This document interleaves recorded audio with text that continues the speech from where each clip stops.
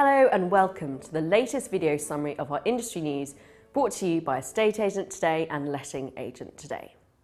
The Easter holiday meant we were not with you last weekend, but that doesn't mean there hasn't been a lot going on.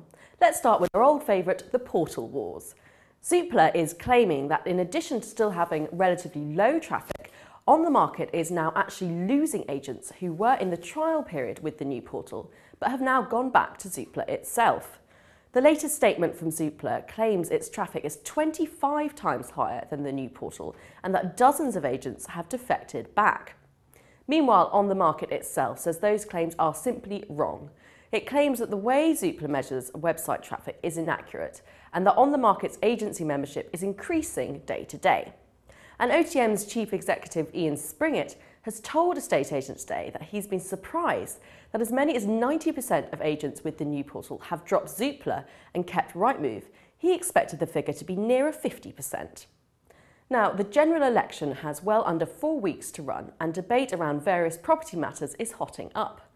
Savills, an agency which has been critical of a mansion tax for 2 years now, says fear of the tax may influence the result of the election in key marginal London seats.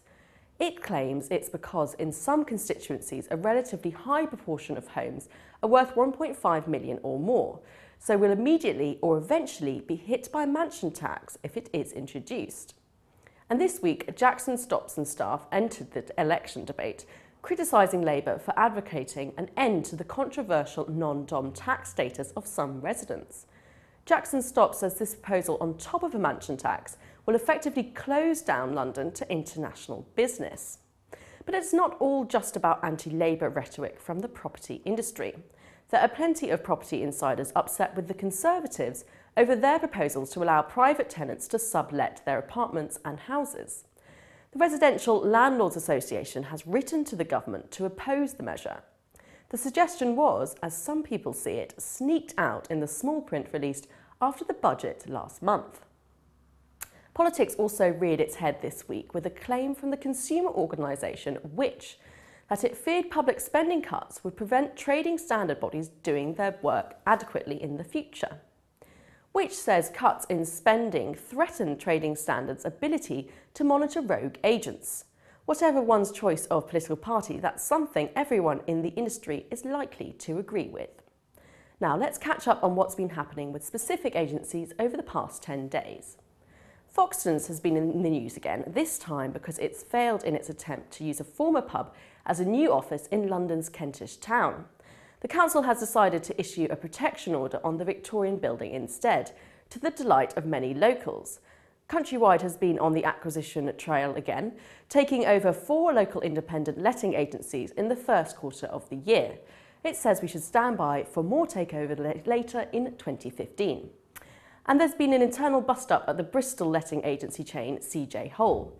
The boss of 5 of the city's offices, Chris Hill, has signed a public petition against the tactics of one of the same agency's other offices in the city.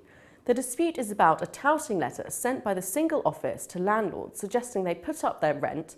When the letter was made public, an online petition was launched. Finally this week, an example of what happens when there's a sense of humour failure amongst the general public. Last week, on April Fool's Day, a marketing executive acting for Manchester agency Tiger Property Partners took to Twitter to reveal some exciting news about a new development of luxury apartments. The scheme was about the conversion of Manchester Cathedral to flats.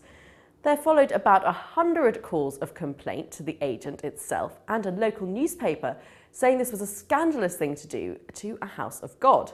Of course, no prizes for realising this was in fact an April's Fool, but the agency was so surprised that people didn't see the joke, it had to issue a formal apology. Mind you, it did say it had also received a few inquiries about how much the deposit was and when people could move in. That's it for this edition. Unless some joker gets in the way, we'll be back with another video of the news 1 week from now.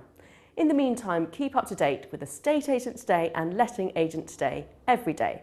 Thanks for watching and see you next time.